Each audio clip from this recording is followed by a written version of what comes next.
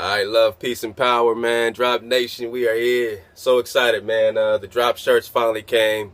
Just a few of them. I got some samples, and these are shirts really just for that shock factor, in the sense of just reminders. These are vibrations, things that we, typically say a lot. Our slogans put on shirts, and this one I'm excited about. I'm real excited about.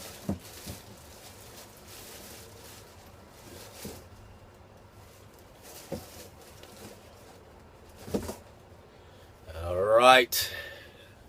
Boom.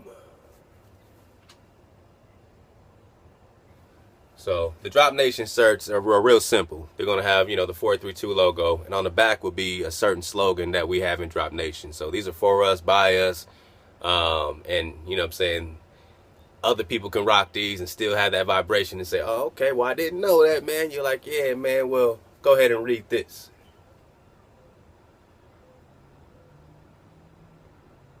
If they can't tell us who we are, how can they tell us who we're not? Nah, man, you're just a Negro. You're not an Israelite. If they can't tell us who we are, how can they tell us who we're not? You are not Aztec. No way. If they can't tell us who we are, how can they tell us who we're not? You guys are not of a royal seed. How can you be of a royal seed? If they can't tell us who we are, how can they tell us who we're not? Drop Nation. Hey, hey, hey, hey, hey, hey. So yeah, man, this is a large. I just got a few larges in just to kind of get the feel for it. I'm rocking it right now. Yeah, me. Yeah, me. Yeah, me. That made me Hussein Bolt on you. That made me bolt you. So, what we're doing, man, just for those that have already signed up and have already been supporting, everyone that signed up for the $5 drop VIP tuner package, I'll show you how to get there, how to sign up, and all this kind of stuff. Y'all getting a shirt, straight up. We're going to put another order in on August 1st. And so everyone has up until August 1st. If you have not signed up, Smiles is running the show, so Smiles will get back to you once you sign up to the Drop VIP package. And love to Smiles. Smiles has come and literally rescued me. I was over here just getting buried trying to do so much myself, and Smiles said, look, I work 12 hours a day, but I can still help you, man. So she's been getting at the folks that have been signing up. Hopefully, if Smiles ain't got to you yet, Smiles is coming. And y'all can all get at Smiles at 432 to drop.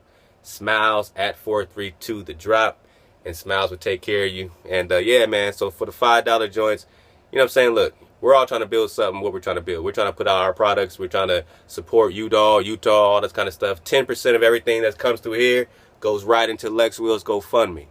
All right, 10% of every Drop Nation shirt is going right into Lex Will's GoFundMe, going back into our infrastructure, building up other products so that we can start getting our nation together. You know what I'm saying? So this is our leg forward. Someone else, you bring your platform, we'll all keep supporting each other, because if we support each other, how can we go anywhere? If the drop supports you because you supported the drop, and then the drop say we're able to support more, and we're able to support the goal, which is Utah, and getting actual land that we can build and have vegetation. You know what I'm saying? We can start building crops, and folks that are already going out that way can start building up these crops. This is not play. We're trying to get out of man-made cities. We're doing it in every creative way possible. 432 to drop is more than just music and all this stuff. But if you sign up to that $5 package, we're tuning 50 songs a month for you. You Dropbox them, me or Smiles, we tune them, we get them back to you. And that's every month for $5. We're tuning 50 songs. However it goes, 50 songs. All right, and that's just our service. So if you support that service, you get a Drop Nation shirt straight up. Retail value when we put these up in the drop shop. I haven't done it yet, but you'll be able to go to the website 432thedrop.com. Click on drop shop. It's not up yet, but it will be. And it will have all of our shirts with different slogans. So the first one is this. Can't tell you who you are. How can they tell you who you're not? Drop Nation. These people are writing books saying that they're inquiring, but honestly, your history is in complete obscurity to these people. Everything about you is fable and obscure. They don't know anything about you. So if they don't know who you are, they don't know who you're not. You claim your nation. You got the drop, you drop nation. All right? You got the drop. So the next shirts that we're going to have after this one is going to be no hijacks allowed, man. So on the back of this is just going to say no hijacks allowed. We got the ones that just say who got the drop. You got the drop nation. We're putting that on hats. We just drop nation, man, and we're going to do that to support, again, that Lex will GoFundMe, to support the products that we're bringing out to help 432 your music even easier. Our app, everything that we're coming out, headphones, tuning devices for your TV, all the stuff that we're putting out that we need patents for, we're stepping out right now saying, look, all right, you may be sitting in the sideline saying, how can I support? How can I get down? I know you guys are who you say you are. I see you're doing the research. I want to get you back on your land. I want to be, standing side by side with the Most High's people. Because we can all be a nation together, but you got to recognize us as who we are. You cannot keep throwing us, spitting us, saying it don't matter. It do matter. And if you down with us, you down with the wave we're all surfing, then you go and you support and you get your shirts. You know what I'm saying? So these are $20. That's wholesale, you know what I'm saying? You pay $20, whatever the case is, depending on if you're international, of course, shipping and handling, and then you get your shirt. But right now, for everyone that wants to go check out, you know what I'm saying, what this tuning service is about, it's up to you. But you can go to 432 to drop. I'm doing it right here live with you. Let's do it together.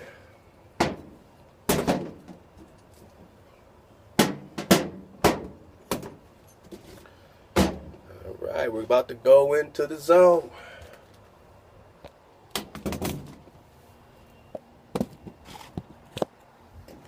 Alright, let's do it. So you go to 432 to drop.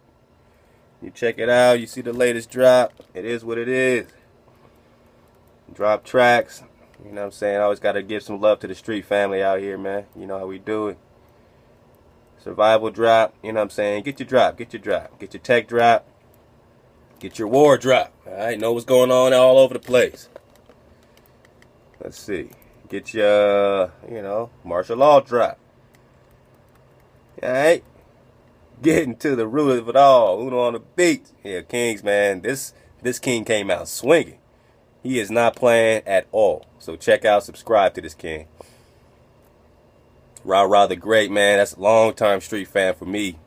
Me and this king been running side by side since we was like 14, 15 out here in LA. So Rah the Great, one love to you, man. Let us find the truth. Oh, man. Oh, boy. Y'all better stay tuned because it's about to go down. I just talked to the king and he got some dropping for real, for real. Styles by Nina, she's like everybody's, mother. Everybody loves Styles by Nina. Nina's so full in spirit, man. We all love you, and thank you for dropping all this great drop that you're doing. M.A. Truth, I can't say enough about it. Well, actually, I could say something about it. M.A. Truth wrote a beautiful piece. She's a writer. And we're going to get to that because I want you... Y'all just go right now, go to the drop, pause this, and click on this piece that M.A. Truth put together. And you'll see what we did. We just put it on here. Sometimes we drop videos. You know what I'm saying? We used to just drop nothing but articles. And then, people don't like to read, so we just be dropping videos. But now I'm going to start dropping more articles again since people starting to read again. That's all right. That's all right. But you'll check out this article we put up from M.A. Truth. And this is all her blog. And read it, man, because she gets into the copper color races. It's beautiful. You can click here and go right to the blog of M.A. Truth. You know what I'm saying? I had to show the sisters some love. So please check it out. Please check it out because it's very, very dope. Now, you can go right here to drop packages. Get that harmony. All right, so if you're a business, we got a business package. You just want to be down. You want to get this $5, 50 songs a month. We tune your 50 songs. But yeah, man, just sign up right there. Subscribe. That's it. Drop. That's as simple as it is. As easy as it goes. All right, so let's get back to it. Oh. So love to everybody surfing the wave. I just want to keep it going. All right, so this is going to be a continuation of the surnames and all that, man. Love to let us find the truth, man, because that king kicked them surnames brilliantly. Trying to be healthy, drinking more like sparkling water with a little bit of some like Italian soda stuff. But Italian soda is very relevant to this lesson. Italian soda, remember that. But get your shirt, man. I feel good in this shirt. When I walk around, people be like, man, they can't tell you who you are. So they definitely can't tell you who you're not when you say you are who you are. Everybody want to say, no, you're not. You don't even know who I am. But I do. But I do. All right, last time we dropped on the family names, and I got a lot of our family sending me their crests and seeing that, yo, a lot of these crests, these family royal crests, are coming back with lions on them. Right? They're coming back with this royalty around them. We're putting the story together. We're getting closer. So, if you haven't checked out that last drop with the surnames, Lost Tribe of Andros, I used my own name, Let Us Find the Truth, put out a name of like 40 or 50 of the largest families that were owned by slaves or slaveholders. And these people stole our names. They were not named all these names before they got here. They found you with these names and took them. So they said, oh, these are the Joneses. I'm going to take over the Joneses' spot. Take their names so that everyone knows that I own the Joneses. And when you research, you know, certain names, not all of them, but certain names are able to kind of leave certain breadcrumbs that are going back to Europe, to this clan Ross, fighting these Jacobites, fighting the Romans. And then it leads to Pictland. Pictland, and we got the Pictland. So I want to get more into the history of the Picts, Pictland. See that drop? There's a lot of drop in it. I'm a cover it briefly, but if you want the drop, you got to go back to that other joint. That's 2 hours of drop right there. So the Picts so yeah, I'll show you my family crest again, I guess. You know what I mean? I'm just researching this with you. And when I looked up Andrews or House of Andrews or Andros or any of that, this is what I get. Andrews, this is the shield, and I get this guy. This guy pops up.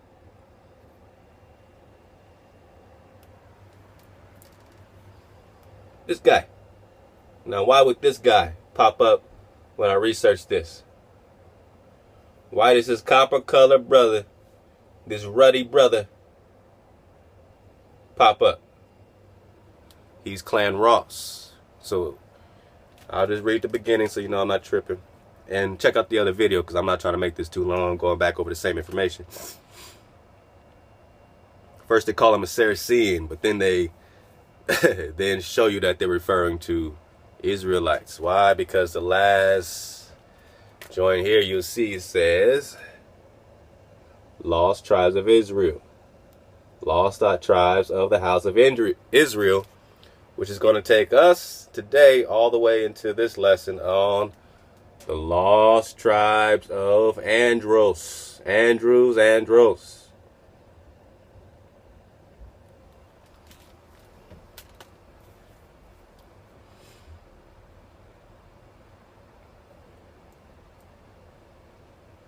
So the Picts, P-I-C-T, you know, when I bring up this link right here, House of Names, you can get that. Pause it. Alright, so the Picts of ancient Scotland were the tribe of ancestors of the Andrews family, which you just saw. Again, here's another crest.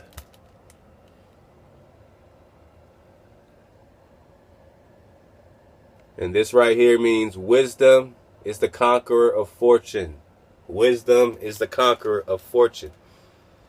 So they're calling these people the Picts. This house of Andrews, it says right here. I mean, it gets deep. You got to clear your throat.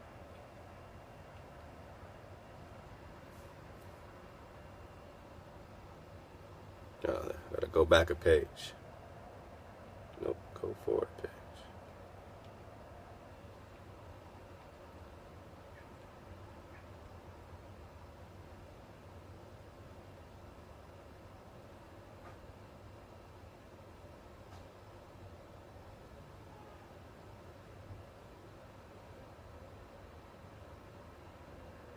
Okay, cool.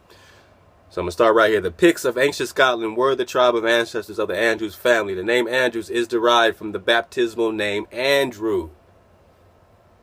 So I'm just confused, right? Some baptismal name Andrew, right? So that's Hijack City. So let's just focus. Andrews is derived from Andrew. Who's Andrew? Saint Andrew. Who is Saint Andrew? That catches us up to where we're at. Again, I showed you Pictland. Before I get into Clan Ross and all that, you got that on the last video. I showed you Pictland. This says these people came from Andrew. The name was a popular personal name and surname, likely because it was the name of Scotland's patron saint. In Gaelic, the name is Andrea or Andra, which again means manly. So, of course, I would be remiss if I did not look up lost tribes of Andros, because it says lost tribes of Andros. Now I showed you Pictland. I didn't play with y'all. I wasn't lying. Pictland. You remember the map? I got brothers studying into this now, and you tell me if we found something here. But I'll zoom in. But here's Pictland. This is Western Hemisphere, right? That's the world with Africa and Asia in it. But look at Africa. You'll zoom in. You're not going to find what you think you're going to find there. You're going to find all that right here in Egypt. Egypt, Stagia. All this is Africa. I'll prove it again by double clicking on this area. You definitely see up here.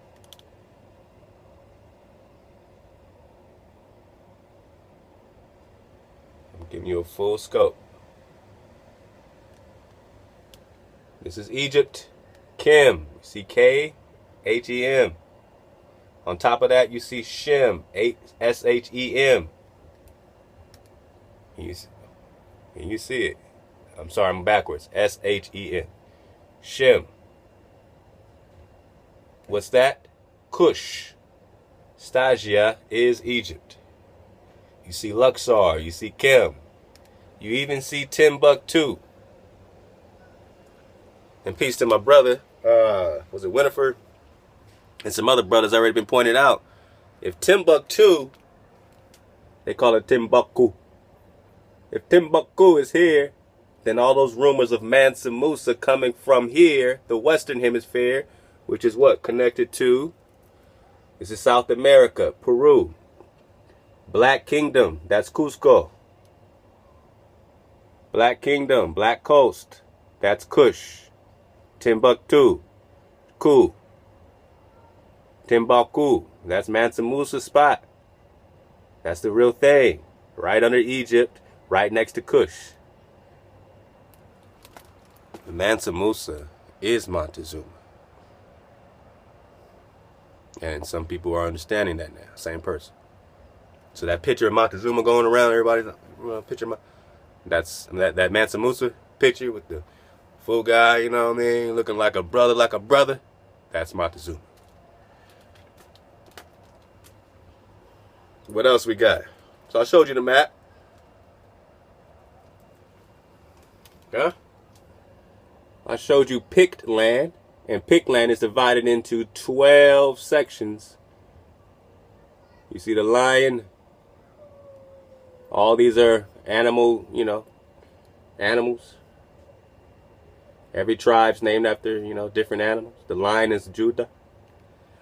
Now, you see this spreading all across, right? Underneath Asgard. Right here, I can't even read this. Samaria? Samaria? This might be Samaria. Damn, is that Samaria? Woo! We finding more shit. Samaria, I believe. And this is northern clans or tribes, southern clans or tribes. Northern tribes, southern tribes connected to Pictland. So in the story, Pictland used to be 10 times the amount. Let's read that again. This is from this Hyborian little gamer thing. So we're connecting this ancient map that they're using in this some game technology that they're using. Hyborian, which I've been hearing about this Hyborian thing for a minute. And then they got definitions of these places. This ain't no joke, dude. This ain't no joke. What does it say about Pictland? And we'll get into the folklore of the Picts, but I just want to do a preface for, you know, those that just didn't see the other video. Maybe they just don't feel like it.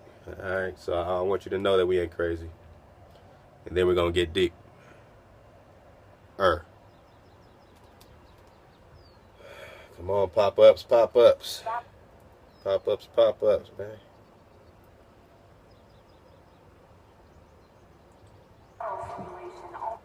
Alright. The Pictish wilderness. Alright, so this little site has something called the Pictish wilderness. I'm just going to mute this crap. That's the Pictish wilderness. Sorry, my computer, internet be, you know, everyone's having the same issues. You already know what time it is. So the Pictish wilderness, or Pictland. We just showed you Pictland, right where California, Oregon is. What do they say about it? The Pictish wilderness, or Pictland, is the last remnant of the great uncivilized West, which remains after the Hyborian invasion. These people were invaded. They're the remnant of the people that were invaded. Now you're telling me this house of Andrews or Andros, this St. Andrew, this Clan Ross in the Scottish Highlands, connected with the Chatton Confederacy, which is 12 Scottish clans or tribes that are there fighting against the Romans in their takeover of Black Britain in 1200s and before. And they go back to Pictland. And Pictland is what? The remnant after the Hyborian invasion. Pictland is bounded on the north by the Eglolfian Mountains, on the east by the Black River, and the west by the ocean, and on the south by Zingara. The Pictish wilderness is virgin forest, filled with oaks and maples and haunted by creatures thought extinct by the Hyborian world. So Hyborian is really representing their old world, right? And their old world invading this world, calling it a new world. And now they're pushing these Picts back all of a sudden, right? Now, they had creatures thought that they thought were extinct were in Pictland. Okay. Hyborian scouts have reported saber-toothed tigers, giant pythons, apes, stegosaurs, as well as more unusual wolves, bears, and elk. Nearly any forest creature, either modern or prehistoric, might be found somewhere in Pictland, and the Pictish forest could conceal anything. All right. So it gets into these Picts. Now I'm going fast because I covered some of this last time, so I'm trying to get back to this drop. Now you research Clan Chatton. And again, you're going to keep finding this lion popping up on everybody's crest, right? That's going right back to your heritage that they stole. Clan Chatton is a Highland Scottish clan. The clan is unique in Highland clan history in that it was a community or confederation of 12 separate Scottish clans or tribes that had chiefs in Scotland. You see, the Braveheart story was about you fighting against this Roman takeover, right? It was about Clan Ross, right? William Wallace, Sir William Wallace. We'll get to that.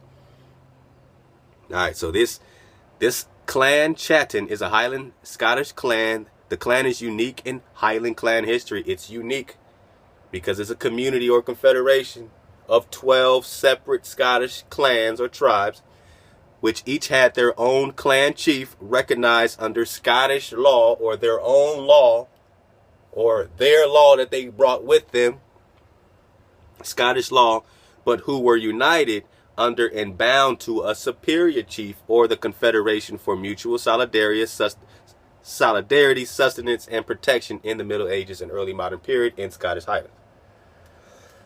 Now it says there's a theory that the name Chatton came from Catti, C-A-T-T-I, who were a tribe of Gauls who had been driven out by the Romans. Now these people have been going against the Romans for a minute.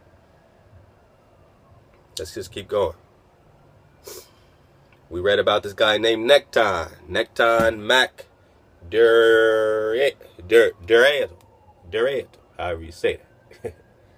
But you read about Necton. All right.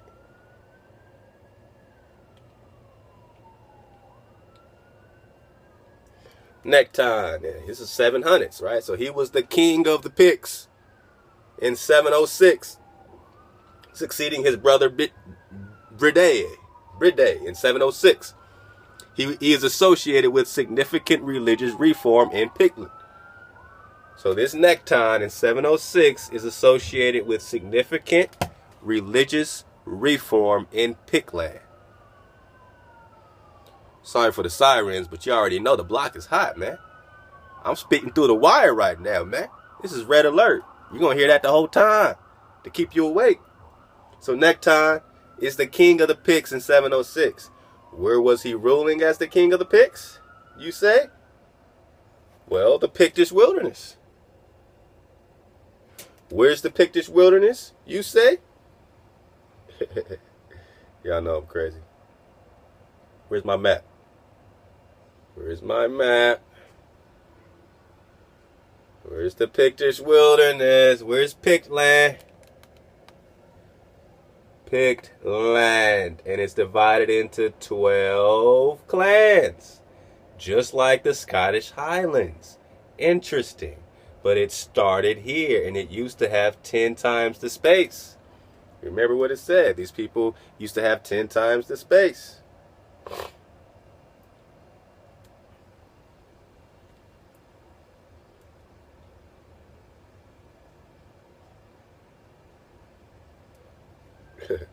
The Pictish tribes are very independent of one another. Each tribe is named for its totem animal. Thus tribes such as eagle, hawk, turtle, bear, wolf, wildcat, raven. The tribe is ruled by a chief who is usually the best warrior with the cooperation and support of the tribal shaman or priest. All right, Pictish life does not provide for those who cannot defend themselves, so rarely is the chief position held by an elder because, you know, hey, we are at war. And you always got to get your scrap on, man. All right. Now it tries to say, the Picts are a primitive people, short and swarthy. Swarthy is what? Dark. Short and swarthy. Okay. You know, again, this is a video game thing I'm reading out of, right? So they're going to put their video game shit, but you got to get the babies out of. Swarthy with broad shoulders, deep chest, and black eyes and hair. Their culture is primitive and only possess occasional modern weapons, either brought by the Zigurans or stolen from the Aquolian troops. Yeah, all right, so we got into some of that. Man, I know. And again, we only got to the Picts by researching Clan Ross, all right, which is originally the house of Andros, Clan Ross, which had an Earl of Ross that they called the son of the priest. His name literally meant son of the priest, and he was the founder of Clan Ross. And just do a little recon on Clan Ross, and you'll get that. Again, this is like a 30-minute recap or 20-minute recap, and there's a 2-hour video that has much more information. Clan Ross is a Highland Scottish clan. The original chiefs of the clan were the Earls of Ross. When you research Earls of Ross, you'll get the first recorded chief of Clan Ross is Furcher Mac Sagarit, which means son of the priest. And here you can get some drop on Furcher.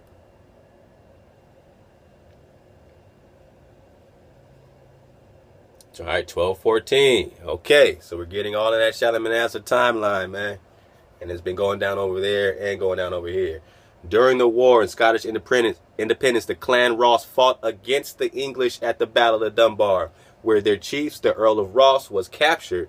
This meant that for a first time, William II, Earl of Ross, sided with the English, but he later supported Robert the Bruce of Scotland. So later he switched back to the home team.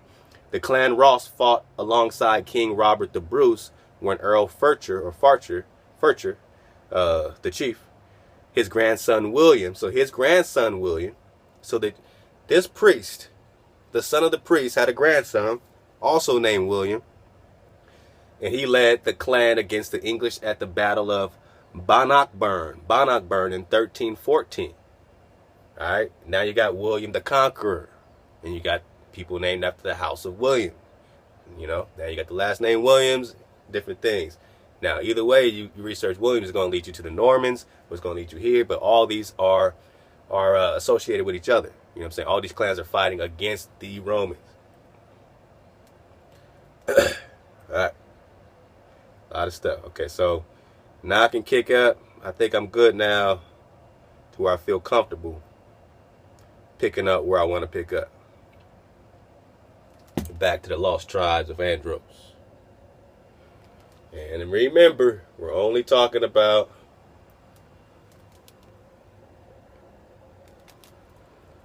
Andrews.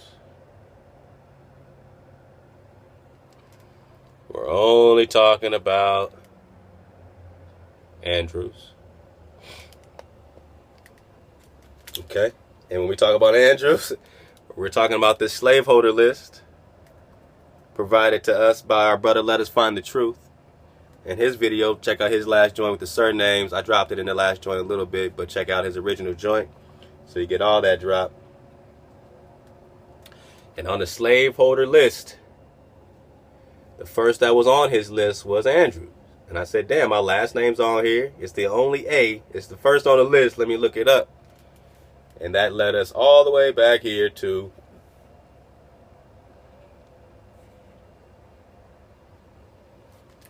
the Lost Tribes of Andrews. Clan Ross, all that. So let's read a little bit.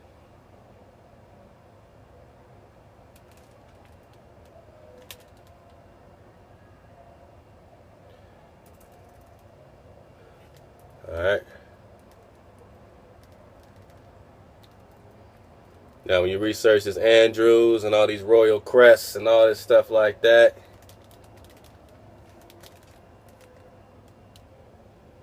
you get the lady Andrews. You're going to understand who this lady Andrews is. And you're going to understand some more about their crest. Some more about this royal family and how they rocked. This is royalty. Black royalty. I didn't know Let Us Find the Truth had to drop on this. Now read what it says here. Read all that. Pause it. It's very important. I'll read it with you. King Charles, in parentheses they say Andros, Andros, the second, was a steward of the noble house of Andros. He was a steward of the house. King Charles was a steward of the house of Andros. Lex will just drop the San Andreas fault and all the California stuff happening, and it hit me. I said, San Andreas. This is still talking about the land of Andrews here. So you follow the San Andreas fault line, you're following the land of Andrews. The fault line underneath the land of Andrews. San Andreas. So again, San Andreas is weird. That will keep you bringing you right to Pictland. These Picts, these Andrews are Picts, and they're from Pictland. And now you have the San Andreas fault in Pictland. Alright? This is connecting. Don't matter what, it's connecting. So, now, King Charles Andros II was a steward of the noble house of Andros. The stewards were guardians of the Andrews of Wessex. So the stewards were guardians of the house, which include Andres of Barthwick and Clan Ross. All right, remember, Clan Ross is nothing more, nothing less than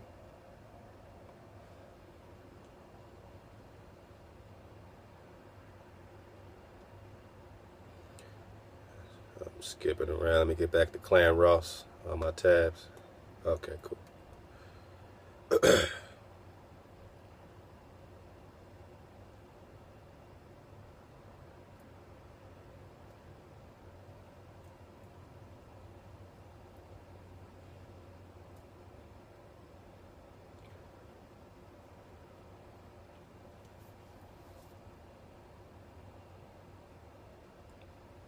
One momento. Let me get this because I want to. House of the Picts. Necktie.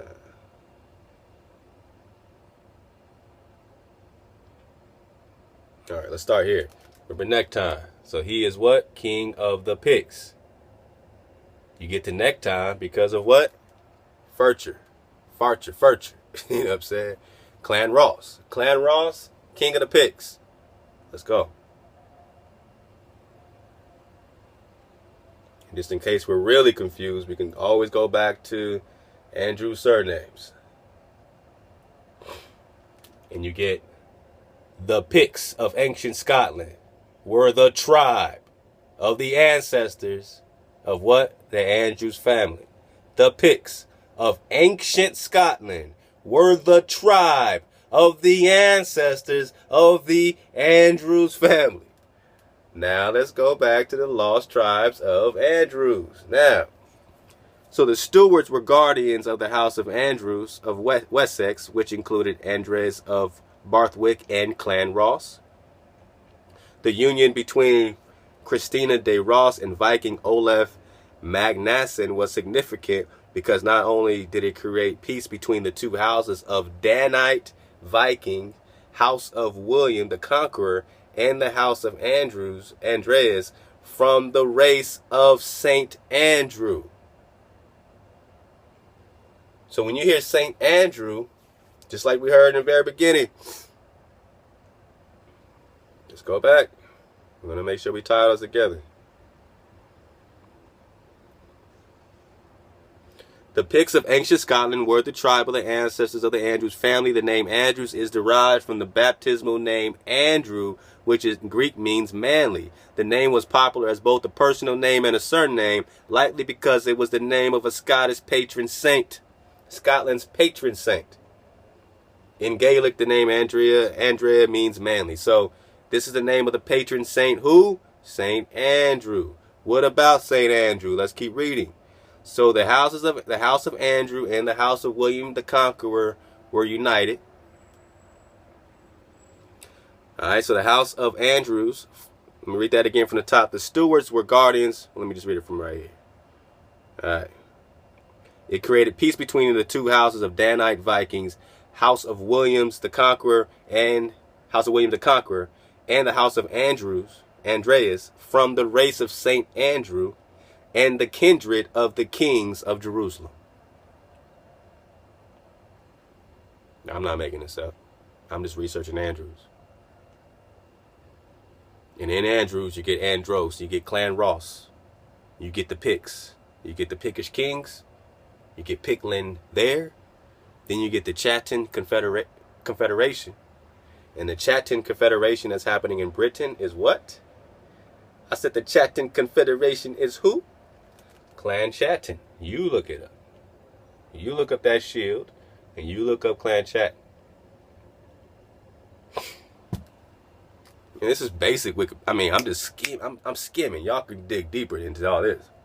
I'm just skimming, giving the drop, and letting Drop Nation take it. You know what I'm saying? I don't like sitting on drops, so I can just research and do a seminar for 2 months and then say, hey, guess what? I got something to present in November about the Picts and your royal surnames.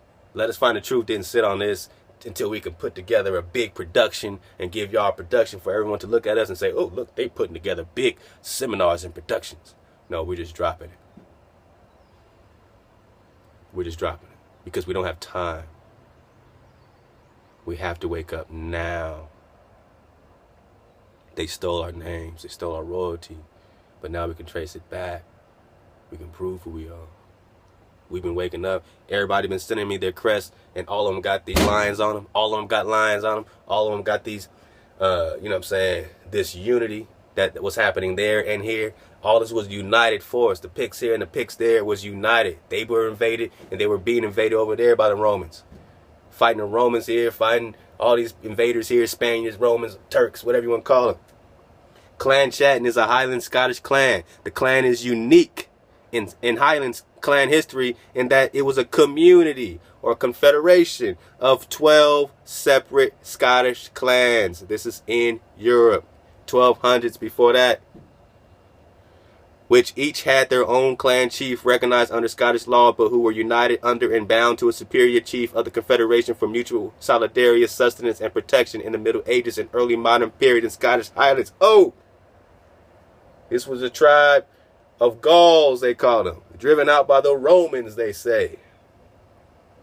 These people were fighting. You can read into the Jacobite Wars, the Jacobite Rising in the 1700s, and who was Jacobites fighting? Those that were a part of these Jacobites were not Israelites. These were the ones fighting with King James and them. This was the hijack. They were calling themselves Jacobites.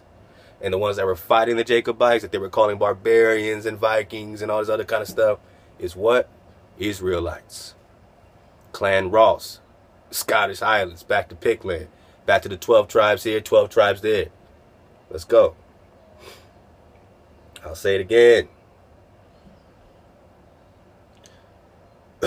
In the house of Andros, from the race of Saint Andrew and the kindred of the kings of Jerusalem. But it also allowed Andros to marry outside of Seol Andros, or the house of Andros. These two houses, Seol and Dan, Seol, they call them Seol, C-E-O-L, and Dan, Normans. So they're calling these Normans Danites, resisted the Roman rule north of Hadrian's Wall in 120 AD. So these two tribes, these kings of Jerusalem, this royal family, these Israelites, did what? Resisted the Roman rule of Hadrian's Wall in 120 AD. And again at Kiev Andros, which the brother in 1200 AD, which Brother Let Us Find the Truth pointed out, is Russia. So we're still dealing with Rus. Rus is all black. All that is black land. I used to hear, oh man, Russia used to be all Jewish, but now I understand it was run by Israel. You see, before it all came down, we was still kind of, you know what I'm saying, we was fighting, but we still had rulerships. We still had our families. We still understood some stuff, man. But we only recently, in the last couple hundred years, forgot about all this. I mean, they got, they only recently got this level of the game of the hijack. They just got to a whole nother hijack level. They got the whole hijack game reposted. I said, who reposted your hijack game? Yeezy did it. All right, let's go. So the Normans resisted the Roman rule of Hadrian's Wall 120 AD and again at Kiev Andros 1200 AD, which was the northern tip of religion, where Western religion ends between atheists, Greek Orthodox, and Eastern. So here's their hijack. They got to bring it back in. Oh, by the way, Kiev, just like the brother Let Us Find the Truth, if you keep reading, which I did not do until now. Read that. Read that, my brother. You are absolutely correct. That's a mouthful. That brother Let Us Find the Truth. Oh my goodness. Kievan, I mean, the brother Lex Will brought us all into this, to even searching for this shit. King's the brother Lex Will. Heart of a lion. Now, Kievan Rus, they're calling it. Land of Rus. And the princes of Rus. And then in parentheses, they say Ross. Oh! First sentence. The princes of Rus are the princes of Ross. That is Clan Ross. So, when we back it up and it says, the house of Andros from the race of Saint Andrew and the kindred of the kings of Jerusalem, but it is also allowed, these two houses, Seol, Seol, and Dan, in parentheses, Normans, resisted the Roman rule north of Hadrian's Wall in 120 AD and again at Kiev Andros in 120 AD. Kiev Andros. I can't blow it up higher. I mean, you know, y'all can look that up. Kiev. That is Russia. And what is Rus? R-U-S? Clan Ross. What did we break down earlier with the Mazaka drop? Y'all thought I was crazy? Mazaka, Turkey, all that is Moses. Moscow is Moses. Russia's named after Moses because it's named after the clan Ross, which are Israelites, and they named the whole land Moscow, Moshe. And Moshe, Mashi is also in Peru. Well, that makes perfect sense when I look at the real motherfucking map.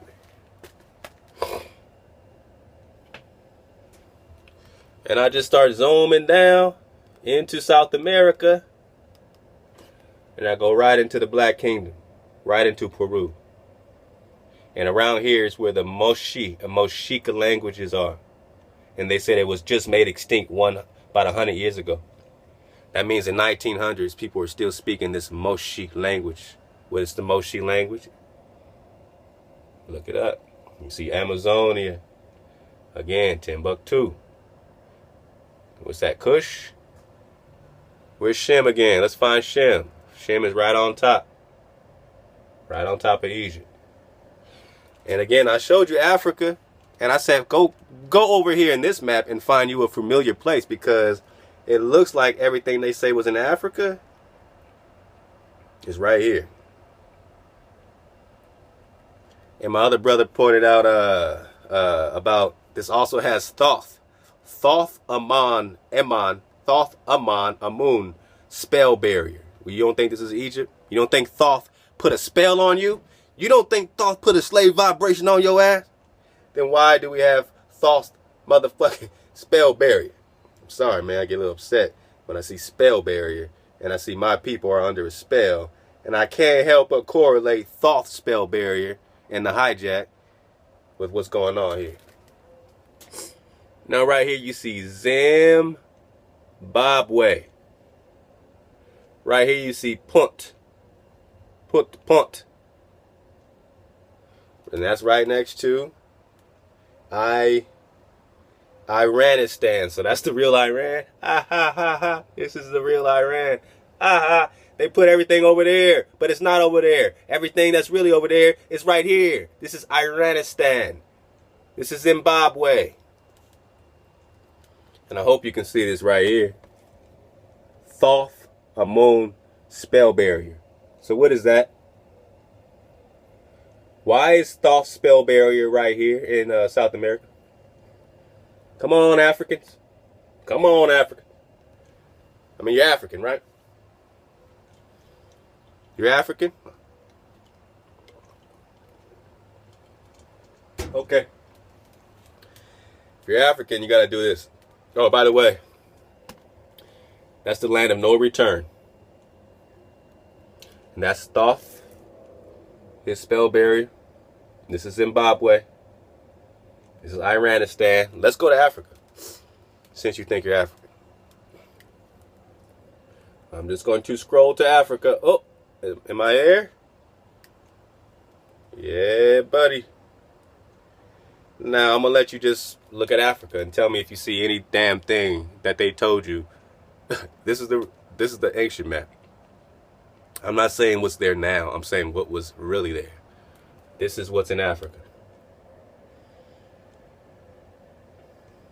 Again, let me back up so you know what I'm talking about.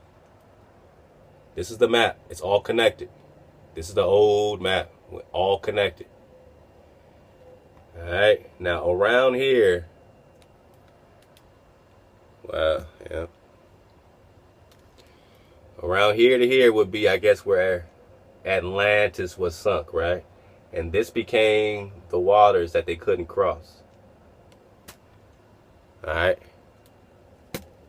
Then they finally started bringing people out. But first, people were coming in. Remember, see how big this is compared to that?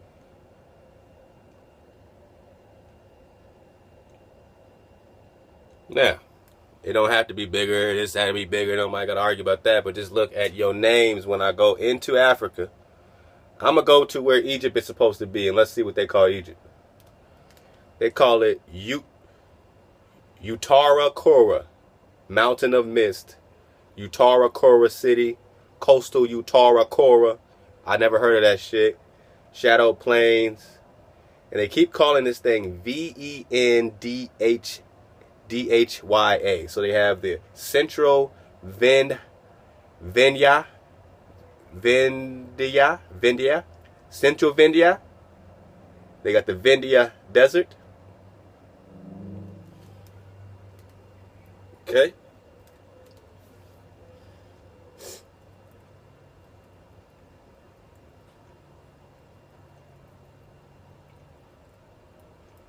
And I mean, you can keep going. Just tell me if we found something here. Now, this is your Africa. Now, you see how foreign this place seems. And don't say this is propaganda because we had to find this shit. This ain't being taught in school. The average little white boy is not saying, go to Vendhya. He's not saying, fuck you, Pictish, Picts. This is research. We're surfing a wave here. This is unpopular stuff here. What we're dropping is unpopular. Don't come over here looking for the popular thing, and don't come arguing a popular opinion. I'm going to call you brainwashed. Because you refuse to let go of what everybody else is saying. And just research it and pull this stuff up on your own and tell me, really? So the Clan Chatton is 12 Scottish tribes from Pictland that's separated in 12 clans in the Western Hemisphere. Again, you want Egypt? You got it.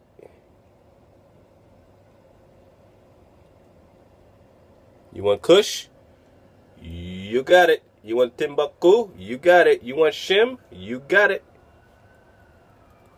What else you want? What else can we give you?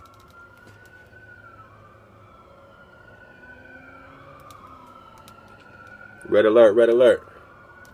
Asgard. I'm just giving you the top of the map in case you haven't seen it. That's all Canada, right? The Black Lands.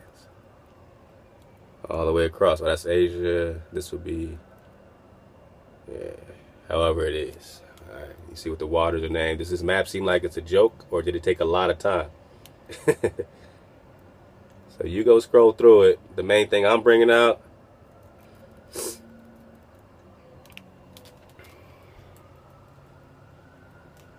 is all this Peru and all these black kingdoms over the Amazon, next to Timbuktu, under Kush, underneath Egypt, underneath Shem,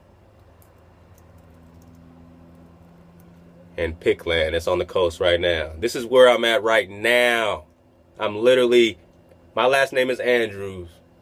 From this Andrews or St. Andrew that are from here. And this actual area used to be all this. This was all the invasion. Except they only have 1/10 of the land that they had before the Hyborian invasion, which means their land was 10 times larger, right?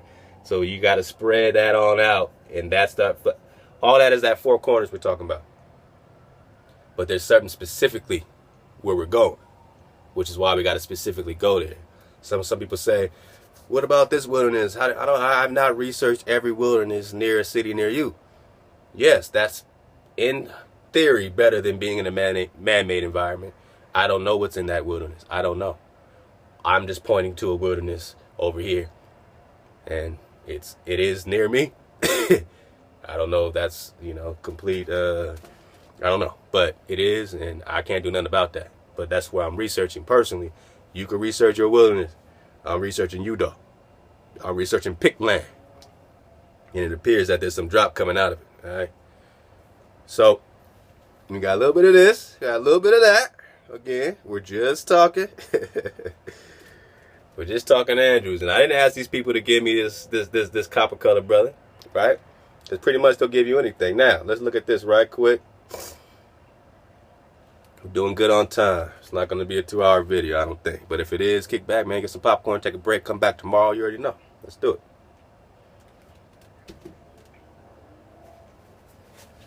And this site is called Inper Emperor Nady. Excuse me. Blogspot. Hope you guys are doing good. You know, if you're hot, hope you're doing good. If you're cold, I hope you're doing good. And all I'm trying to tell you, since nobody really heard about this Pictish or Pictland, because these people are kings of Picts, and it says that they were not called Picts, but they were not, they didn't call themselves Picts, they were called Picts, and that their name has been lost when you research it. So again, you're talking about the people who've lost their name. Anasazi, we're calling them that. Aztec, we're calling them that. Negro, they're calling you that. You know, they're calling you a lot of things, right? So go to this site, you're going to see these black Europeans and all this stuff like this, right? You got the link, pull it up. Black Europeans, right? Now this is British royalty.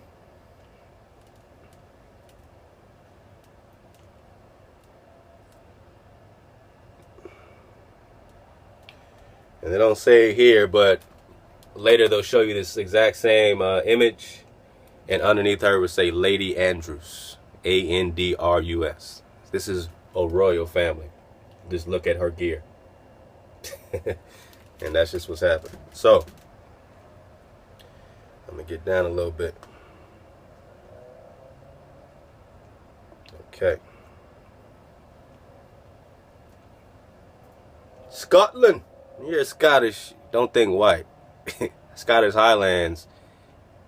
All that stuff, man. Look, it's you. You got Shadow Menasseh coming here, what, 1200s? Genghis Khan, all the same thing. They're pulling people, bringing people there. Plus, you got recordation of these people already going there. And what happened when they were trying to, you know, put their boats. Just research. Look up the links. They had to, in order to get to that particular area, where they ended up going, in Scotland, they had to, certain parts of them had to marry Irish women. Now, I don't know if these are white Irish women. I don't know if these are just other dark people. But then that made them have royal Irish blood. So now they had this royal Irish blood, and you'll see the documentation. Go back to the other drop. It's in there. Where, you know, now that's how you know these people, these Picts and these Pictish kings, going back to Jerusalem, right?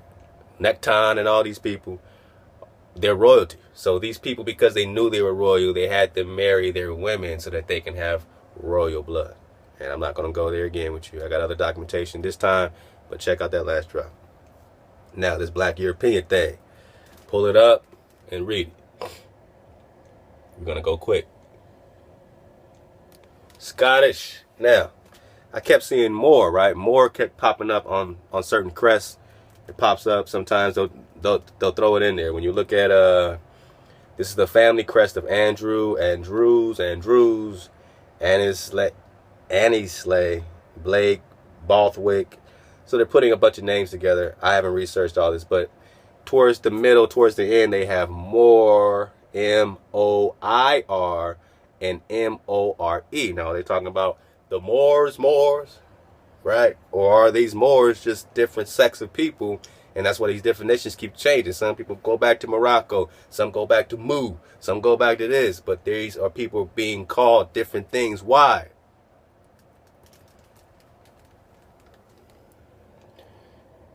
You see that more towards the bottom, right? So this is the image. This is the house of Andros, right? So in theory, this will be my house, right? Somebody I'm related to, I guess, right? And then boom. And then what does it say about this Moor business? It says the Moor surname, M-O-R-E, Moor, M-O-R-E, not O-O. I mean, there's different ways to do it. They're doing it M-O-R-E, Moray. Surname in Scotland is thought to have been a topographic name for someone who resided near a moor, M-O-O-R. So now they're spelling it M-O-O-R to differentiate it between the M-O-R-E. Now, so when you see moor, it's not all the same. If it's not M-O-O-R, they're making a distinction. So you see back up here, I believe this might be Lady Andrews. I don't know, or not. I don't know. But you see it towards the middle, M-O-I-R and M-O-R-E. And you see that first line where they're making the distinction between the M-O-O-R. So pull it up and read it. So the Moor, M-O-R-E, surname in Scotland is thought to have been a topographic name for someone who resided near a moor. So if you resided near a moor, M-O-O-R, they just threw that and said that's a topographic name. Y'all want to have some fun and look up topographic? Let's do it.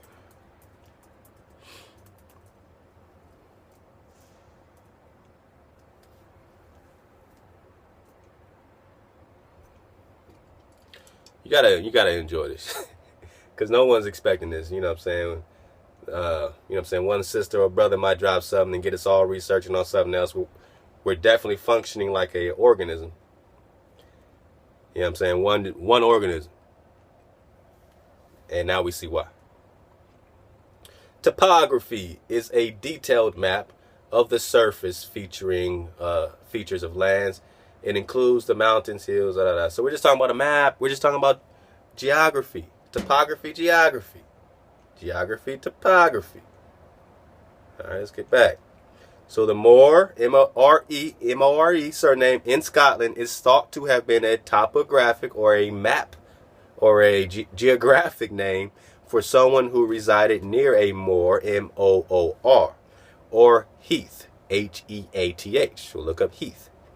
All right. In Gaelic, M-O-R means great or big. This is definition. These are meanings. This is etymology, right? So great or big. So if they're referring to something being great or big, or literally you have more. You're great. You have more. If you had some Snickers and I had more, I have a greater or bigger supply of Snickers than you. I have more. I have more than you. More, M-O-R, means great or big. Therefore, a scribe may have mistaken the adjective more, M-O-R, as a surname, M-O-R-E, or M-U-I-R.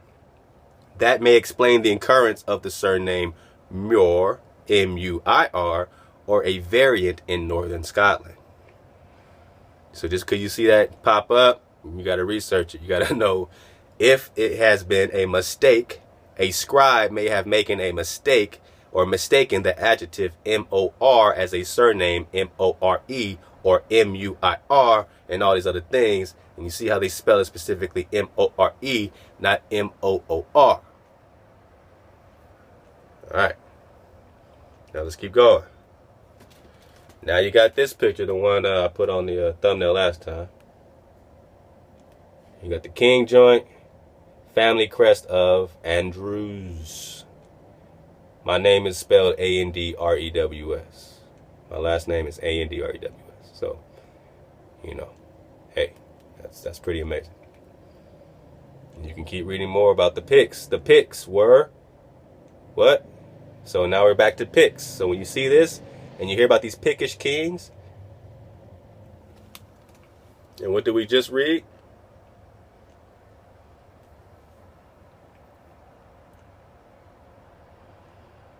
In the house of Andrews, from the race of Saint Andrew. Saint Andrew is who? And the kindred of the kings of Jerusalem. You got the links. The Picts were the ancient Scottish tribe where the ancestors of the Andrews family lived. The name Andrews comes from the baptismal name Andrew, which in Greek means manly. So again, we got that. And of course, you know, when you look it up, you know, they're just going to put that head on it. All right. They're going to rock them colors. Another brother pointed out that Mali has the same colors. The red and the green, and red, green, and gold. You know what I'm saying? All that kind of stuff. So now you got Mali where? This is crazy. I'm just thinking about this as I'm going. Corinthia, whoa. I didn't see that. Every time I look at this map, I see something new. Darfar, man, come on, man. Everything's right here, man. You got Timbuktu, right here over Peru, right under Kush, under Egypt, under Shem. Timbuktu. Mali, the real Mali, is here, just like Egypt is here. Everything Kush is here. Mali's also here, which means, yes, my brother, that it makes perfect sense. Perfect sense, right?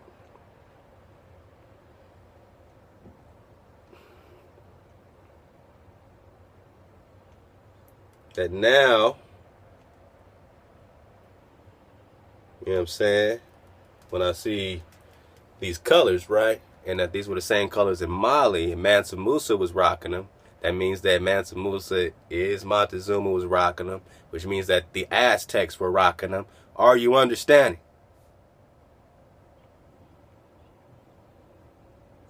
Who you are. This is about you. This is about you. So we got different spelling variations. It says it is originally, says the family was strongly associated with Clan Ross. It was originally known as Clan Seol Andrea. Clan Seol Andrea. Where we at? Let's read that. Originally known as Clan Seol Andrea. Alright, we getting to the bottom of things. San Andreas fought. San Andreas fought. Okay, here we go. Now, meaning the race of Andrew. Andrew is who? Saint Andrew. Who's at the martyrdom? Saint Andrew. Right? He goes back to this royal bloodline, back to Jerusalem, right? So, the family was strongly associated with Clan Ross. It is originally known as Clan Seol Andrea, meaning the race of Andrew. However, from about 1100, the Andrews moved south to Dumfriesshire area of southwest Scotland.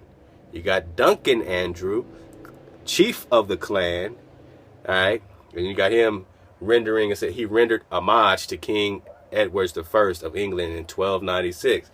Now, did he render homage or were they conquered? Homage, right? These people have been fighting the Romans and all this kind of stuff. So, I mean, I'm still trying to get the bottom of this thing, but we know that they're slipping stuff in.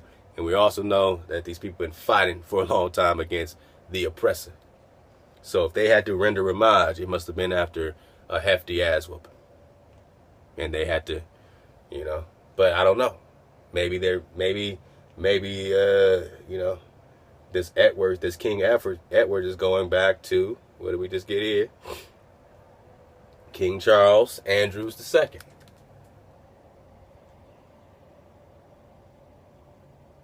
Andros II, which was what? Of the noble house of Andrews, Andros, the Pictish. The stewards were guardians of the house of Andrews, which included, you know, it goes into Andrews of Bothwick and Clan Ross, all right, which became from the race of Andrew, which was the kindred of the kings of Jerusalem. We got Russ, we got the land of Russ, we got the princess of Russ, R-U-S, which is Russia, which is Ross, R-O-S-S, which is Clan Ross. Clan Ross is a member of the Chatton Confederation, or community of the 12 Scottish tribes or clan there, which go back to the 12 tribes there in Pictland, that they're calling Pictland, right? Or we're calling Aztecs, we're calling all these things, we're calling Anasazi. We're saying. They even have Prince Yaroslav, Y-A-R-O-S-L-A-V, the first. They call him Prince Yaroslav the Black, was the son of King Vladimir of Rus, who gave the Cleve and Rus throne to his younger son Boris. The jealous maddened Prince Yaroslav would rule Rostov and Novgorod. His sons would protect the king's realm in the different provinces, forming Slavic Norman kingdoms. You're a slave. The Slavics are you. They said the Irish were put in slavery. That was you. The Slavics were put in slavery. That was you. These people were bombed, especially during World War I, World War II. That was the end of it. You thought they were fighting each other. They always act like they're fighting each other, but they're really fighting you. That's the front. That's the magician. They were bombing your people, and they were putting our people. If anybody was coming here on boats, it was our people here with these shields that they stole their identity and names and brought them here. But they had already found the other ones here already under these same names and titles and said, oh, you're the Browns, you're the Andrews, you're the Williams, you're the this, you're the that. Now I'm the Williams, I'm the Browns, I'm the Andrews. Motherfucker, this is Hijack City. This is Hijack motherfucking City. Especially if all we're talking about is Jerusalem and all we're talking about are the tribes. Let me scroll down.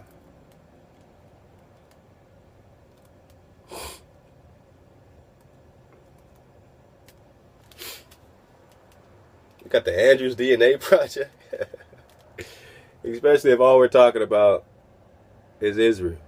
And if this website is dedicated to the Israel and this red thread thing is dedicated to finding Israel, and if you see your face, and if you see your shield, and if you see your name, body bag for the illusion. Again,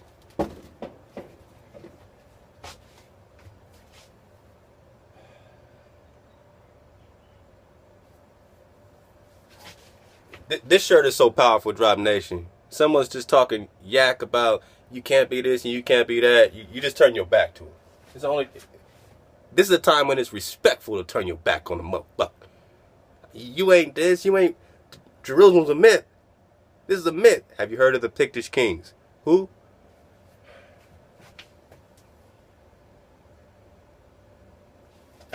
Israel's a myth. This is Egypt. This is Egypt, Egypt, Egypt.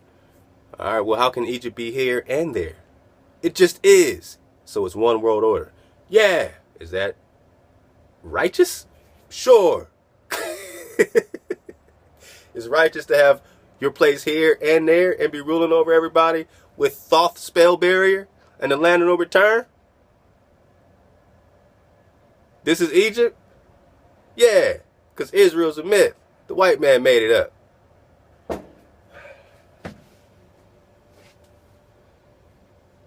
You can't tell me who I am. If you never heard of the Pictish kings, you don't know nothing about Clan Ross. All day, man. If you can't tell me who I am, don't even try to tell me who I'm not. Don't come on my page, my channel saying shit about who I'm not or who our family is not. You get dropped off by Drop Nation. Hashtag Drop Nation. Alright, so we're almost out of here. As promised, I want to read a little bit of this. I got a couple things. Let's go.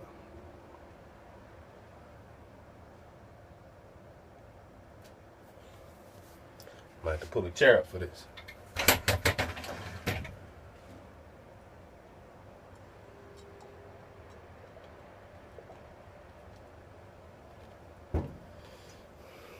All right.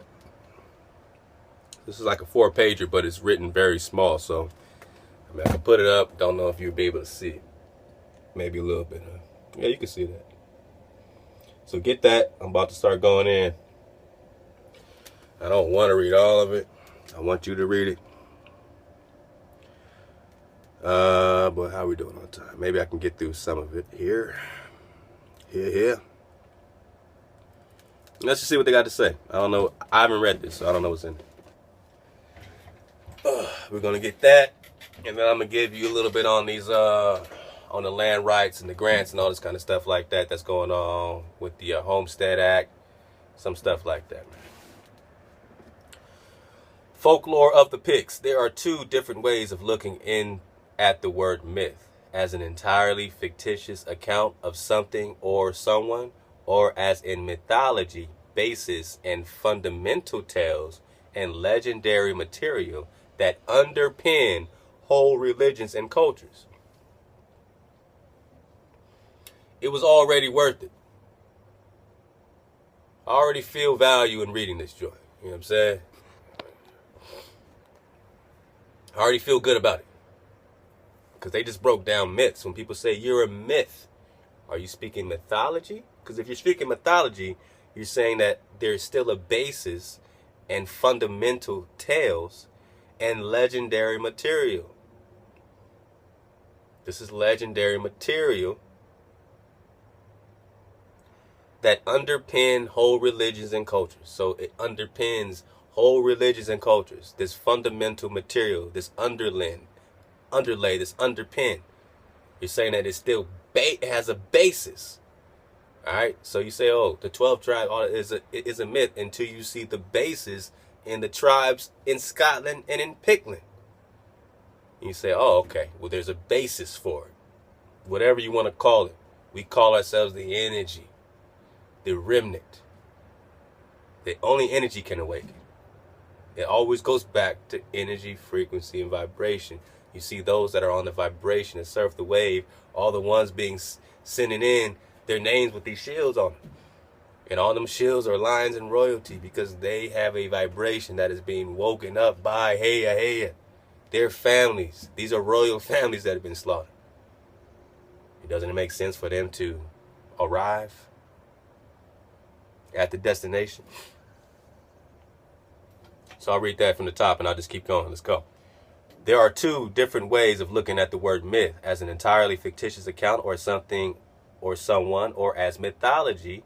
So it could be entirely fictitious or mythology based and fundamental, basic and fundamental tales and legendary materials that underpin whole religions and cultures. I intend looking at some of the fictitious ideas about the Picts and comparing these with what we know or think we know about the history of this ancient tribal confederation, and later I will make a suggestion about the fundamental beliefs that perhaps underlay how the Picts saw the world. The first important fact about the Picts is that we actually know very little about them on the surface.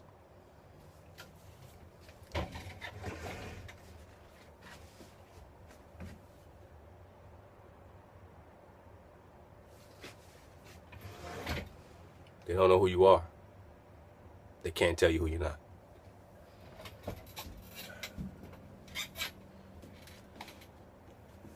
We know very little about them on the surface. That's rule number one. Alright.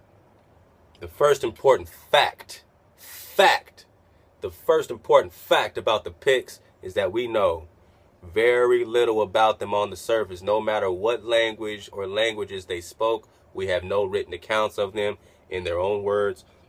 We have to rely on annals. Have we not been reading the annals of the Caciquels, the Maya, the annals? Only time I've heard annals, as far as this research, is to deal with our indigenous family, right? So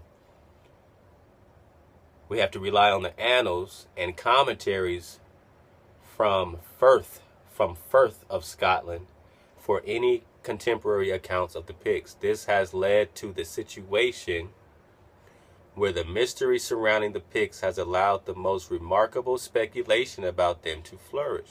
Sounds familiar? For instance, in the 17th and 18th century, whoa, that's recent, when the modern study of archaeology began to form and there was great interest in everything antiquarian. Look that up. Anything that was ancient and unknown in certain parts of Scotland was called Pictish. So if it was ancient and unknown, that means it was you. And it was called Pictish. Called Pictish. They didn't call themselves that, right? So this has led to a situation where the mystery surrounding the Picts has allowed the most remarkable speculation about them to flourish. For instance, the 17th, 18th centuries, when the modern study of archaeology began to form there was great interest in everything antiquarian. Anything that was ancient and unknown in certain parts of Scotland was called Pictish. Pictish. One example should serve to show this process. Near Butterstone, between Blair Gowrie and Dunkeld, is the vast earthen dyke, D-Y-K-E, which is still marked in some maps as Picts Dyke. What it is, in fact, is a 12th century deer dyke built to help ensure good hunting for the nobility of the day. A few hundred years later, its use has been forgotten, so as it was old and mysterious, it was called Pictish. There are other Pict dikes, Picts ovens, and plethora of Picts houses. These later are often souterrains, which Wainwright established were Pictish in the 1950s. Whoa, this is recent, right? Brochs. Those superbly designed defensive structures, which are unique to Scotland, were known as Picts Towers, and I shall return to them later. However, this wholesale use of Picts as a generic term for the ancestors, which its fanciful ideas was nothing new. The Picts, so again, however, this wholesale use of the Picts as a generic term for the ancestors with its fanciful ideas was nothing new. The Picts have been the subject of quite remarkable account of what can only be described as creative mythologizing. Nature abhors a vacuum, it is said, so the vacuum of actual knowledge about the Picts has led to a great deal of creativity in attempting to fill it. Of course, how many times I got to keep telling you? They don't know. They keep saying, I don't know. How many people got to tell you, I don't know? It's a vacuum. It's completely obscure.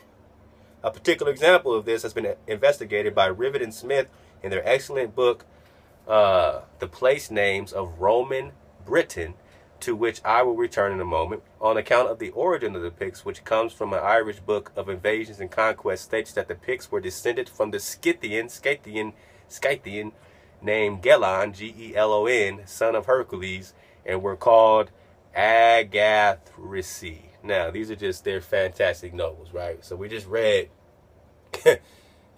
how these Picts are connected here. We just saw a map how these Picts are connected here. But now in Greek mythology, see, because these people were so great, they kept trying to weave them into themselves, right? Even themselves that weren't them. So now, I don't know. You know what I'm saying? We're putting this together. So let's see what they have to say. So now it says the son of Hercules. All right. So they supposedly landed in Leinster in Ireland, helped the king of Leinster to win a battle against the Tuatha. Look, I'm going to butcher this stuff, but y'all got the link, so y'all pick it up. Fidbehi. Then were forced to sail north to settle in Scotland, taking Irish wives on the condition that in any disputed succession, the female line would be dominant.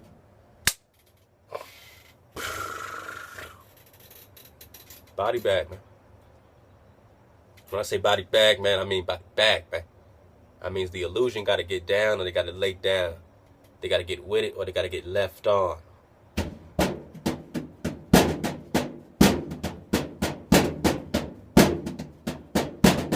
I mean, they had to be beating them drums when they marched them Romans over there. Now, you telling me, hold up, man, back it up. You telling me, you talking on me, you saying, just like we said, that they were forced to marry these other women on the account that if anything went down, what? Taking Irish wives on the condition that if in any disputed succession, the female line would be dominant. So now we got the matriarchal connection. So when we read, oh, the Picts were matriarchal, we understand where it came from. That they were hijacked and became matriarchal because they were married into, and that the condition of them being married into is that if any dispute in succession, the female line would be dominant. If it's even disputed, they now have power because you're not going from the father anymore. You're going through the mother, which was the hijack. Can't make this shit up. And again, Pict meant painted. I got that on the last drop. So Pict meant painted. So when they see painted faces, painted warriors, the war paint all over the body, they call them Picts. Paint. Let's go. So, all right, so I got to get that from the top. They were forced to sail north to settle in Scotland, taking Irish wives on the condition that in any disputed succession, the female line would be dominant. Now, Rivet and Smith's explanation of the term Picti clearly explains what has happened there. The great Roman poet Virgil, who lived in the 1st century BC, had written about a couple of northern European tribes who he referred to as Picti Galeni, Galeni, and the Pictone Agathris. Agathracy. Picti and Pictone, meaning painted or possibly tattooed. I didn't know he had the same information. Man, this is dope. This is dope. Painted or tattooed, and all Roman writers were raised reading Virgil. It is Rivet and Smith's contention that in fact the Roman writers who referred to Picti were in fact conditioned by their education, and when they came across a tribal name that was a bit like Picti, they naturally treated it as if it were in fact Picti. So this is the hijack. That name Rivet and Smith reckoned was Pexa, P-E-X-A, a term that turns up in Ravenna cosmography and a collection of geographical information put together from military sources around the 8th century. The name Pexa, P-E-X-A, is in a list of forts, supposedly from the Antony Wall, and is dated from the close of the 2nd century, 100 years before Ammianus Marcellinus makes what has been accepted as the first reference to the Picts.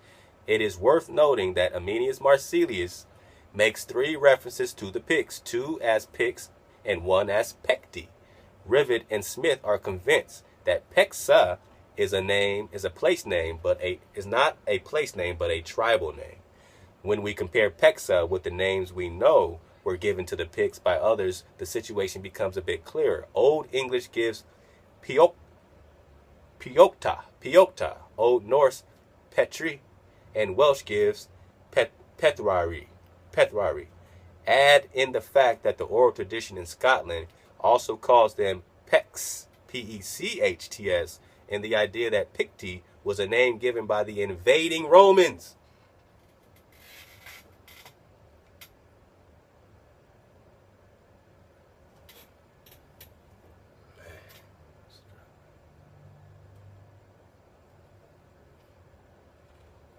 I present you Pictland.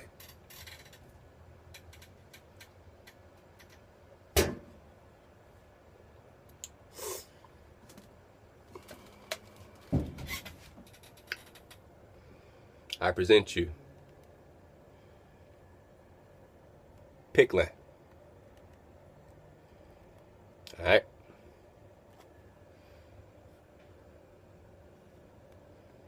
All right. Let's keep going. Got a little time left. Let's go. Alright, I'm not going to get through all this, but I'm going to skip ahead because I only got like a little bit on my battery. I'm an hour and 30 minutes in, so you know how that goes. So let's do the 10-minute shuffle here. I done lost where I was again. Too many tabs. Alright, here we go. I know it's a lot. Add in the fact that the oral tradition in Scotland always calls them Pects, P-E-C-H-T-S, and the idea that Picti was a name given by the invading Romans to a people who painted themselves is suddenly exposed as very weak and deep. Let me read this whole thing because I don't know what the hell they're talking about. They just confused me. All right. So, okay. So they're just comparing all this stuff, and they're saying that them just using Picts to refer to everything, whether it's traditional or whatever it is, and then you add in the fact that these names have these different particular etymologies. So you know what I'm saying, you can't the way that they were trying to hijack the name, it always keeps going back to these painted people.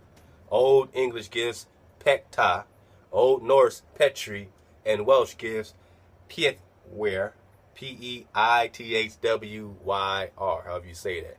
Then it says, adding the fact that the oral tradition in Scotland always calls them Pects, P-E-C-H-T-S, and the idea that Picti was a name given by the Roman or by the invading Romans to a people who painted themselves.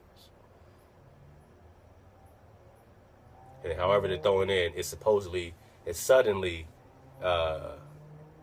exposed as very weak indeed. The story of Scythian Galen and his aggressy can obviously be traced back to the same tradition given to the Latin training of the monks who actually composed the annals we are forced to rely on. All right. So, no, then it says, it is clear that the classical bias is of so much indigenous scholarship that still exists, has a very long history indeed. Today, we still suffer from the fact that far too much of our limited resources are spent on excavating Roman remains in Scotland. In historical terms, it is fair to say that the Romans in Scotland they saw, they left. That they came, they saw, they left. That the Romans in Scotland, that they came, they saw, they left. Is that fair? So again, now we're getting the bias of the person writing the article, and I'm just surfing through. That's why they're throwing me off with saying that this argument is weak or that is weak. So we're getting into what they're saying. But what they have said quite plainly is straight up that all these different derivations of Picts, all these different ways of them saying it, always going back to this painted stuff. You know what I'm saying? These people that are painted. And, you know, we're going to see where this person's taking us. But I want to skip ahead a little bit. Okay. In 1879, a book was published called The History of Ancient Caledonia. Look up Caledonia.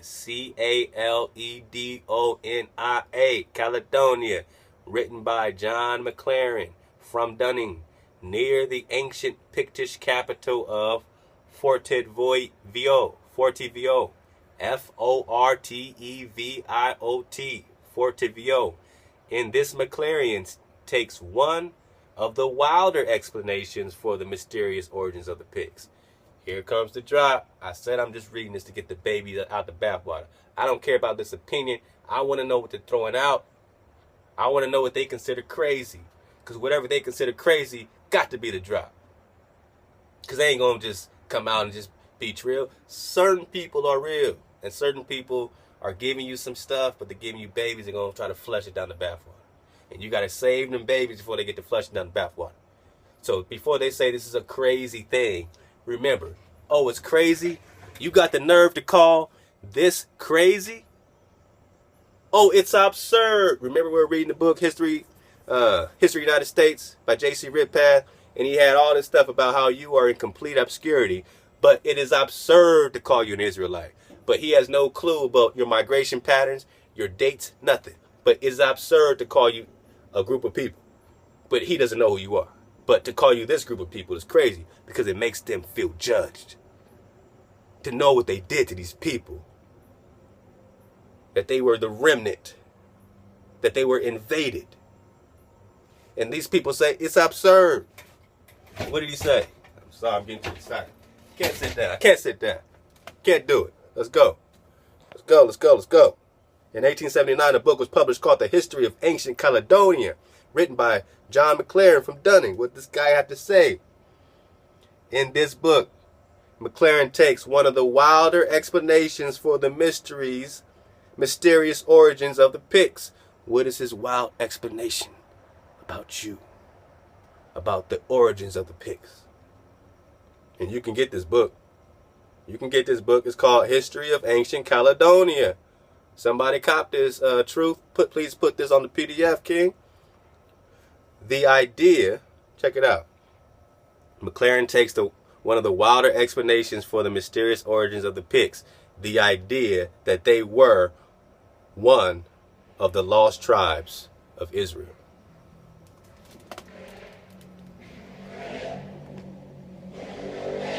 Read it. Stop playing.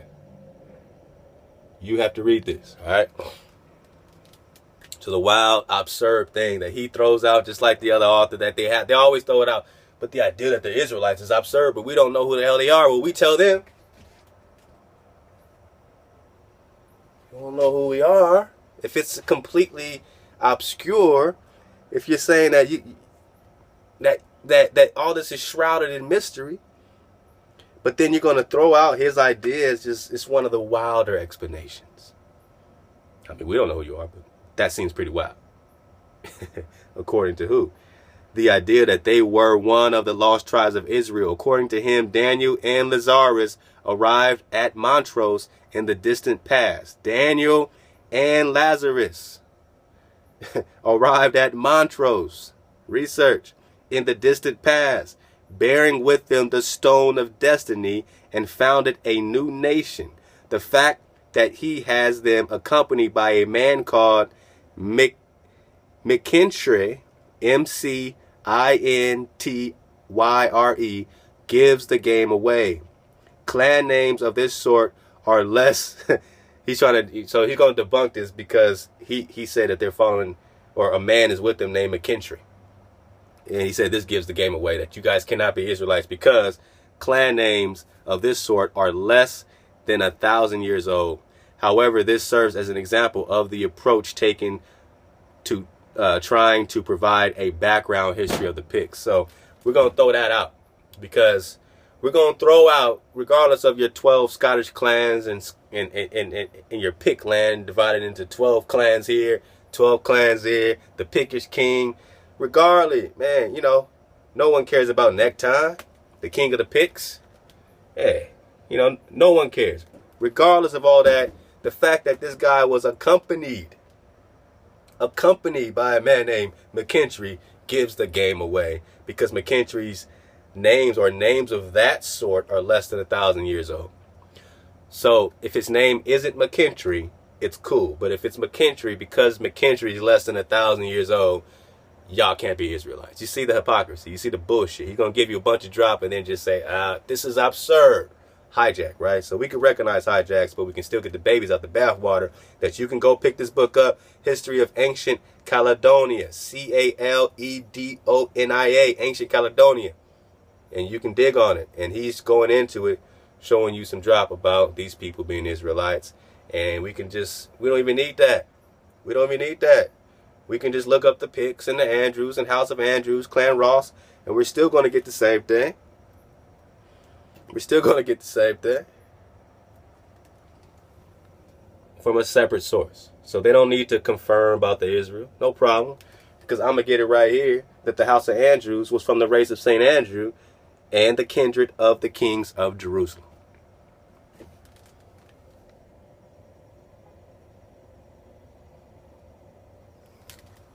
And one more thing I want to bring out of that. I didn't even expect to get that. I think there was one more thing. There's a lot of good dropping here. I mean, it's long. I don't have the time right now to get it all. There's one more thing, but y'all gonna have to get it. I'll just say this last part right here. I have made reference to the oral traditions concerning the Picts, which include the Fife, the statement that they were wee red-haired folk. So here we go with the red hair. But then he says, it is within the oral tradition that we can glean another way of looking at the Picts, but not Israel, because of this McKintyre guy, and his name is less than 1,000 years old. So, but here's another way of looking at the Picts. First of all, I would like to go back to 3500 BC in the building of Calanius, Canais. All right, same type of situation. But let's see what this is. He says, this Calanius, this magnificent lunar temple, was created before the Egyptians raised the pyramids, and could only have been created by people with very sophisticated mathematical and engineering skills. Which is what I'm saying right here. You pull up this map. All right, you got Egypt, you got Stagia. Look up that name, you'll get Egypt. Okay. And that means Calanius must be over here somewhere. because it was there before Egypt. Again, Thoth was the hijack. He came in with the fallen angels, building up artificial harmonics all over the place in your land. And they're talking about the Hyborian invasion. Are these the people that had to fight against all this shit before Thoth put up his spell barrier? Can you see? Before Thoth, Amon put up his spell barrier right there in front of the land of no return. Guys, my people, is this the drop? Come on. Come on. I mean, they're calling it a reality simulation. This is made in Arizona. They got a game hotline, a customer service number. You can jam these people up. Like, where'd y'all get this drop? What y'all talking about? And why does it correlate? Last thing is this. I'm going to drop this drop. You look it up. Origin. Original land titles in Utah territory. And we're just going to get a piece of it. You can read the rest. Now, this is a leaflet designed to help researchers understand the legal processes involved in obtaining original title to land in Utah territory. So, well, let's look at some of these procedures. Because this shit is real.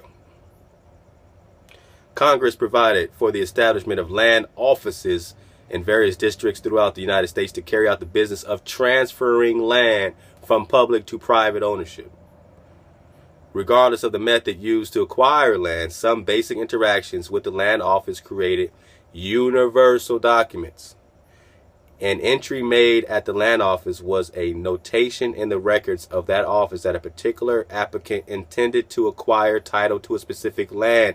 Entries included necessary payment or application. After making an entry, an individual was entitled to occupy the land and make use of it as he saw fit. So he took your land and did what he wanted to do, but they had some little stipulations as required to complete the application process, whether before or after the entry. Every title required a survey, which is a detailed description of the property, including such things as boundaries, distances or perimeter, and descriptions, natural or man-made features of the property. When application requirements have been met or full payment received, the land office issued a certificate, which was verified that all of the necessary steps have been fulfilled, and the recipient held clear an undisputed title. He took your land and they got an undisputed title. Certificates were redeemed at the General Land Office, which held an exclusive right to issue a patent or final title to the property, your property. Now, this goes all with the BLM, Bureau of Land Management, Natural Archives, all these people. Since the federal government was responsible for this process of taking your land, the federal government was also responsible for kicking you off your land.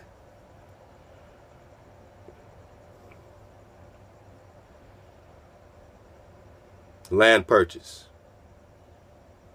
By the time the federal government opened the land office in Salt Lake City, 1869, several laws were already in place to govern the process of acquiring land in the public domain. The process of public land was governed by an act making provision for the sale of public land, enacted the 24th of April, 1820. According to this law, surveyed land would initially be offered at a 2-week public sale. The law prescribed that land to be sold in quarter sections, 3 miles square, as defined by an act passed 1805, and that it be sold to the highest bidder. Land not sold at the public sale was to be subsequently offered for private sale in amounts not less than 160 acres. So after that, they were giving away 160 acres for those that didn't want to just buy it. They just gave it the fuck away. And allowed them up to 21 months to make payment. Now let's check out.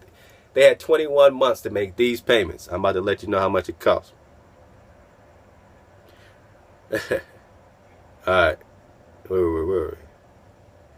Originally, no credit was allowed and complete payment was due on the day of purchase. Whether at private or public sale, no land was to be sold for less than $1.25 an acre. Dirt cheap.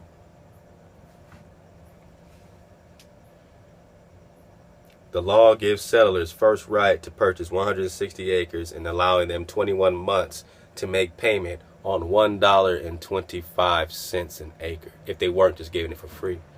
Now, we're trying to get acres, right? We're trying to put money in the GoFundMe again. These shirts, all the slogans we got, man, it's coming. It's going down. It's a beautiful thing. We got all kinds of different things. Look out for the Swag Freak line as well. Something that I'm putting together with my brothers as well. And we're doing more like, designer fun things, but that's called Swag Freak, FREQ. And all that, 10% again, going to Lex Will's GoFundMe. We're serious about it. Why? Look, man, we're just trying to get some acres to grow food. Y'all, this ain't crazy. It's crazy to do nothing and stay in man-made environments that you were taken to and refuse to learn your history and just suck up all this fucking history, this fake shit that was given to you since grade school about spitting on balls and coming from Africa. You can't have the same solution for black people than the little pecker guy on the street with a cigarette saying, "Go back to Africa, motherfucker." How is your education, your solution, your conscious, as a conscious brother, your conscious or sister, your conscious solution is the same solution that we've been hearing all our fucking lives? Go back to Africa.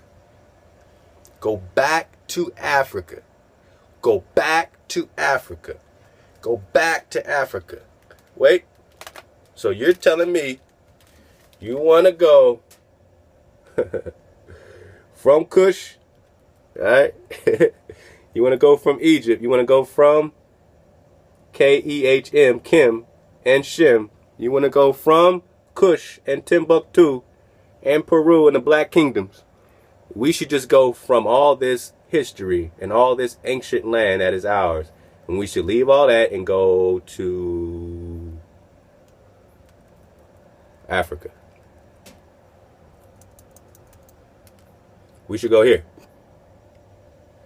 To the Utapa Kuri. Whatever that is. Utara Kuri. We should go to the Utara Kuri. That's what you want. Okay. Let me finish it out. So $1.25, y'all. We just trying to put money to get some acres. We trying to get half. We trying to just put something so we have some resources popping. All right. Yeah. You gotta trust. We gotta step out. We gotta go with. We're surfing the wave. Nobody want to support that? Cool. We're gonna do it. Just don't stand in our way. But if you want to support, go to that GoFundMe. Buy up a bunch of shirts. Buy up a gang of these and just start giving them to people and say, "Look, man. They can't tell you who you are. So they can't tell you who you're not. But we got our brothers and sisters trying to tell us who we're not and who we are. Coming here with their comments and their suggestions. Nah, man. You get a camera and you stand behind your documentation the same way we are. Alright? We got Drop Nation. We got new people every day waking up saying, "Yo, I got the drop like you got the drop." Cool, you Drop Nation. But if you are against it, if you're static, you get dropped out of Drop Nation like it ain't no thing. Alright? Because we don't deal with static. We're just building. And we're building brick by brick to rebuild our house. What house? Whose house? What house? Whose house? Yo house. Whose house? Yo house. So I love y'all, man. Stay up, suit up, choose up. Definitely, man, you know what I'm saying? If you're feeling like vibrating with us, you know what I'm saying, and supporting what we're doing, you know what I'm saying? This is just a service we're providing. You know what I mean? So for $5, you know what I mean, we get 50 songs back to you. You Dropbox us, Smiles gets back to you 50 songs. That's only $5 a month. That's a service. But while you do that, up until August 1st, we're giving out these free shirts. Well, technically you pay $5 for it. But for doing that, we're going to send you a shirt. Hit me up at music@432thedrop or just shoot it right to Smiles at Smiles@432thedrop. And we'll get you connected. August 1st is the cutoff, and then I'll go through the list, check it once, check it twice, and we'll send out the shirts to everybody that signed up for this particular package right here, the drop tuner.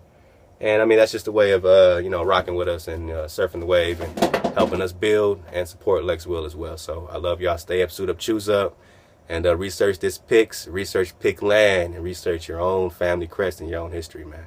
Love y'all. Stay up.